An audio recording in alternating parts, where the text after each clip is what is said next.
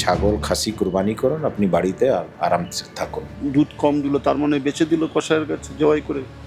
এর চেয়ে বড় পাপ পৃথিবীতে আর কিচ্ছু নেই। সেটা ছাড়া কোনো আছে? আমাদের যেমনি গরু মাংস না হলে চলবে না, কিন্তু বাধ্য এখন বন্ধ করে আমাদের গরু মাংস চলো মুরগি চালাচ্ছি। আমি ধর্ম পালন করতে যে অপরের যে অসুবিধা হতে পারে সেটা কিন্তু আমরা কখনোই পছন্দ করি না এবং কোনো ধর্মই সেটা কিন্তু সাপোর্ট করে না। বিগত 13ই মে রাজ্য সরকার যে বিজ্ঞপ্তি জারি করেছিল পশু জবাই নিয়ন্ত্রণ আইনকে আরও জোরদার করে বলবৎ করার জন্য, 21শে মে কলকাতা হাইকোর্ট সেই রায়তেই মান্যতা দিল। সরকারের তো যেটা নিয়ম আছে সেটা তো মানতেই হবে, সেটা ছাড়া কোনো আছে? আমাদের যেমনি গরু মাংস না হলে চলবে না, কিন্তু বাধ্য এখন বন্ধ করে আমাদের গরু মাংস চলো মুরগি চালাচ্ছি। আপনার হোটেলে আগে গরুর মাংস ছিল, এখন বন্ধ? পুরো টোটাল বন্ধ। এটা আমাদের পূর্বপুরুষ ধরে হয়ে আসছে। এবার যদি সরকার সেটাকে বাধা দেয় আমাদেরকে মেনে নিতে হবে, কিছু করার নেই। মানে বকরিদে আপনি বলছেন যে গোমাতা কুরবানি হবে, ना कोई ज़रूरी नहीं, দরকার নেই? ना कोई दरकार। মেনে নিতে হবে, কিছু করার নেই। আমরা তো আইন নিয়ে হাতে খেলবো না। বহুত দিন আইন নিয়ে আমাদেরকে খেলিয়েছে সব সরকার, কিন্তু আমরা এখন আর কোনো আইন হাতে তুলে নেব না। কিন্তু মনে একটা কোথাও, হ্যাঁ, মনে তো দাগ থাকবেই একটা দাদা। সাদা কাপড়ে যদি দাগ লাগে সেটা তো একটু, যতই আপনি ধোন তার মধ্যে একটু না একটু স্পষ্ট থাকবেই। বকরিদে গো কোরবানি ছাড়া আনন্দে কোনো খামতি না, হবে না, আনন্দটা তাই তো? একটু কম থাকবে। কোরবানিতে যে আনন্দটা সেটা কমে যাবে। এই মুহূর্তে আমরা দাঁড়িয়ে রয়েছি নাখোদা মসজিদে। আমরা কথা বলবো এখানকার ইমাম সাফিক কাশ্মীর সঙ্গে। দেখি তিনি কি বলেন হাইকোর্টের এই রায় নিয়ে, সরকারের জারি করা এই বিজ্ঞপ্তি নিয়ে, বকরি ঈদে তিনি কি বার্তা দেন ইসলাম ধর্মাবলম্বীদের। চলুন শুনে নেওয়া যাক। 1950 সে স্যালাটিং আইন তৈরি হয়েছিল। এর নতুন সরকার কোনো আইন তৈরি করেনি, 1950 সালে হয়েছিল। তাদেরকে নিয়ে আজ থেকে 25 বছর আগে, 27-25 বছর আগে আমরা গিয়েছিলাম সুপ্রিম কোর্ট। সুপ্রিম কোর্ট গিয়ে কেস করলাম। কেস হয়েছিল, আমিও পার্টি ছিলাম। সেই সময় এই কেসটা আমরা হেরে গিয়েছি। তো সুপ্রিম কোর্ট যদি বলে দিয়েছে কি যা সিস্টেম আছে ও থাকবে 1950-এ, তো অবশ্যই থাকবে। আমি সবাইকে বলবো, বকরিদ আছে, সবাইকে বকরিদ মোবারক জানাই। আর বলবো যেভাবে গভর্নমেন্ট নোটিফিকেশন জারি করেছে ওভাবে আপনি বকরিদ পালন করুন। বড় জানোয়ার কুরবানি করবেন না। ওর নিয়ে যদি আপনি কুরবানি করবেন আপনি বিপদে পড়ে যাবেন। আইন খুবই টাফ আছে, ওকে ফুলফিল করতে পারবেন না। আর বড় জানোয়ার ছেড়ে দিন, কোরবানি করবেন। আপনি ছাগল খাসি কুরবানি করুন, আপনি বাড়িতে আরামসে থাকুন। যত জানোয়ার কুরবানি দেওয়া যায়, তার যে লিস্ট আছে তার ভিতরে একটু নাম গরুর আছে। আর পশ্চিম বাংলায় বা আমাদের ভারতবর্ষে গরু মানে ইজিলি পাওয়া যায়, কোনো প্রবলেম নেই। তো লোক আগে কোরবানি করছিল। এখন সরকার এসে 1950 যে আইন তৈরি হয়েছিল তাকে লাগু করে দিয়েছে। তো যা কিছু লাগু করে দিয়েছে ওর ভিতরেও কিছু সরকার তরফ থেকে একটু আছে, কমি আছে। মানে 14 বছর থেকে কমতি হতে পারে না গরু। তার ফিটনেস সার্টিফিকেট ভেটেনারি সার্জন ও দিবে। আর ওপেন প্যাসেজে হবে না, স্লাটার হাউস ভিতরে হবে। তো স্লাটার হাউস কে তৈরি করবে? তো সরকার তৈরি করবে। ভেটেনারি সার্জন প্রত্যেক জায়গা কে দিবে? সরকার দিবে। তো এসব যদি ইনফ্রাস্ট্রাকচার আগে তৈরি হতো তারপর এই কানুন লাগু হতো তো মানুষকে বেশি প্রবলেম হতো না। এখন করতে গেলে তো অনেক প্রবলেম হয়ে যাবে। আইন ভিতরে একটু সিস্টেম আছে, তাদের নিয়ে 6 মাস জেল হয়ে যাবে, নন বেলেবল সেকশন লাগবে। তো আমি সবাইকে এটাই জানাচ্ছি কি আপনি ছাগল খাসি এটা কোরবানি দিন, আল্লাহ সবাইকে ভালো রাখে।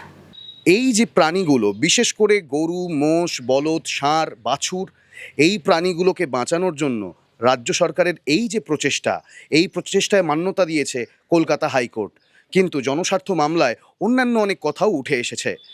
অনেক হিন্দু ব্যবসায়ী যারা এই গরুদের বিক্রি করেই জীবনযাপন করেন, তারা এখন কি করবেন? তারা তো ইতিমধ্যেই বেশ কিছু টাকা লাগিয়ে বসে আছেন এই ব্যবসায়। हम लोग तो नौकरी चाकरी नहीं, हम लोग तो यही तो संसार चलाई गौरव जी ने हम लोग के बच्चा कच्चा আছে আমি কি করে। হ্যাঁ, তো এইটার জন্য তো আপনাদের অসুবিধা হবে, তাই না? সুবিধা হবে তো, हम কি করে মানুষ থাকবে। আপনারা তো একটা খাটাল রয়েছে আমরা দেখতে পাচ্ছি, তো এই খাটালেই তো ধরুন দুধ দেয় না যখন, যেটা আপনি বললেন, তারপরে বিক্রি করে দেয়, তো সেই মানুষগুলো তো এখন অনেকটা টাকার লোকসানে চলে গেছে, তারা হিন্দু হয়েই এই কাজ করতে হয়তো, তো তাদের উদ্দেশ্যে কি বলবেন? তাদের একশোই কথা বলবো যে সারা জীবন সে তো তার কাছ দিয়ে তার খেয়েছে, রুজি রুটিছে।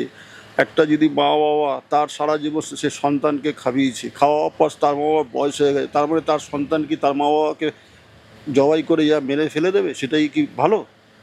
তাহলে আপনি একজন খাটাল মালিক হয়েও বলছেন যে এই সিদ্ধান্ত একদম সঠিক সিদ্ধান্ত? একদম সঠিক সিদ্ধান্ত। এই মুহূর্তে আমরা দাঁড়িয়ে আছি পার্ক সার্কাসে, যে পার্ক সার্কাস কিছুদিন আগেই উত্তপ্ত হয়ে উঠেছিল। রাস্তায় নামাজ পড়া, লাউডস্পিকারের ব্যবহার এবং বুলডোজার অভিযান, এছাড়াও নানা সরকারি যে পদক্ষেপ, তার বিরোধিতায় সহিংস হয়ে উঠেছিল এই পার্ক সার্কাস। মুসলিম অধ্যুষিত এই পার্ক সার্কাস কি বলছে চলুন শুনে নেব। ভালো করেছে, পুরো হিন্দুস্তানে পুরো বন্ধ করে দিলে ভালো হবে।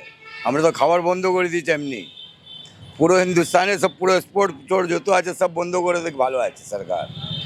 এখানে হিন্দু ভাইরা আছেন, ওনারা গরুকে গো মাতা বলে ওনারা শ্রদ্ধা করেন।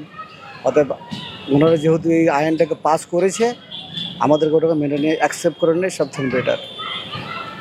মানে এতে কোনো মুসলমান ভাইদেরকেও বলছি, এরা এই বিষয় নিয়ে বেশি মানে উত্তেজিত না হয়, আর ভালোভাবে সুন্দরভাবে যেন অন্যর কোনো ক্ষতি না হয়, কোনো মানুষের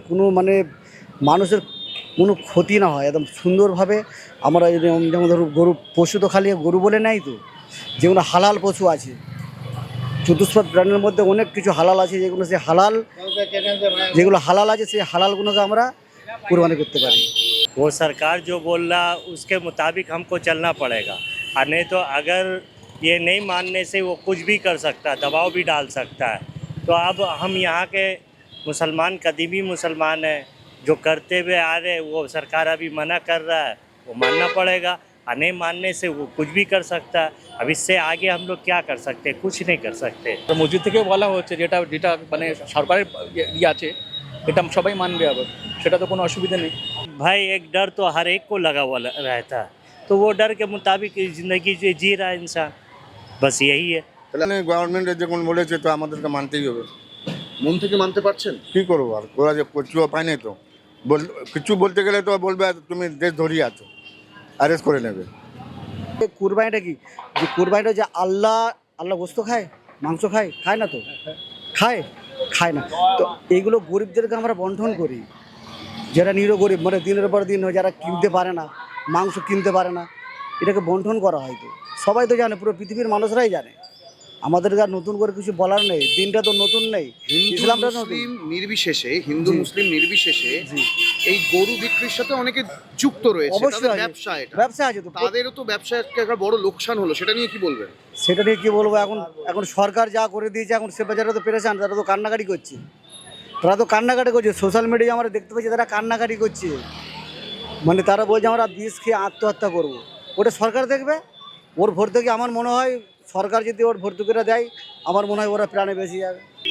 অর্থনৈতিক ব্যাপার কমপ্লিটলি, কারণ এটা দামে কম পাওয়া যায়। একটা ছাগল কিনতে গেলে সেটা দাম হয়তো আসে 1200 টাকা, 1100-1200 টাকা কেজি আসছে, সেই জায়গায় কিন্তু গরুর প্রাইসটা কম, তাই তারা সেটাকে মনে করে, সস্তায় ভালো মনে করে। কিন্তু ধর্মের সঙ্গে এর কোনো সম্পর্ক নেই। কেন সম্পর্ক নাই? কারণ হচ্ছে যে গরু না খেলে, মানে কোনো মুসলিম যদি গরু না খায়, তাহলে যে সেটা মানে ধর্মের ক্ষতি হবে এমন কোনো কথা কিন্তু নাই। এবার সেই জায়গায় দাঁড়িয়ে একজন মুসলিম হিসাবে যদি বলা যায় যে অন্য আরেক ধর্মের সমস্যা হবে, সেই ক্ষেত্রে সেটা কখনোই মানে আমি ধর্ম পালন করতে যে অপরের যে অসুবিধা হতে পারে, সেটা কিন্তু আমরা কখনোই পছন্দ করি না, এবং কোনো ধর্মই সেটা কিন্তু সাপোর্ট করে না। আমরা আজকে ঘুরলাম কলকাতার বিভিন্ন প্রান্তে, শুনলাম ইসলাম ধর্মাবলম্বীদের মতামত, তারা কি ভাবছেন সরকারের এই বিজ্ঞপ্তি নিয়ে। আমরা শুনলাম নাখোদা মসজিদের ইমামের বক্তব্য। হিন্দু খাটাল মালিকরা কি বলছেন দেখলাম সেটাও। পশ্চিমবঙ্গ পশু জবাই নিয়ন্ত্রণ আইন 1950 এর 12 নম্বর ধারায় বলা আছে, সরকার যদি চায় তাহলে কোনো ধর্মীয়, ঔষধি এবং গবেষণার কাজে এই গো জবাই বা পশু জবাই বিষয়টিকে বিবেচনা করে দেখতেই পারে। তাতে যদি কোনোভাবে সাম্প্রদায়িক সম্প্রীতি বা কোনো রকম আইন শৃঙ্খলা ভঙ্গের বিষয় না থাকে।